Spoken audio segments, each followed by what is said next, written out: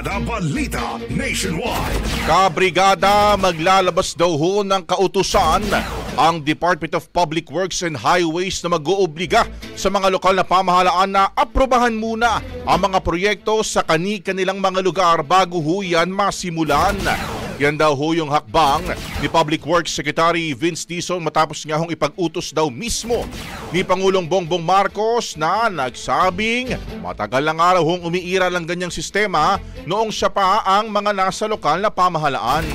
Kasabay ho niyan, tinanggap din daw ni Dizon ang rekomendasyon ng Kamara na pondohan lamang sa 2026 ang mga flood control projects nasa red zones. Nabatay nga ho yan sa hazard maps ng UP Resilience Institute o yung Project NOAA. Sakop nga ho ng red zone sa mga lugar na mataas ang panganib ng pagkamatay bunsod po ng matinding level o bilis ng mga pagbaha. Iginit ni Dizon na magiging batayan ho nila ang siyensya sa pagpili ng proyektong dapat pondohan, lalo na't kagalang-galang at reliable ang Project NOAA sa larangan po ng disaster assessment.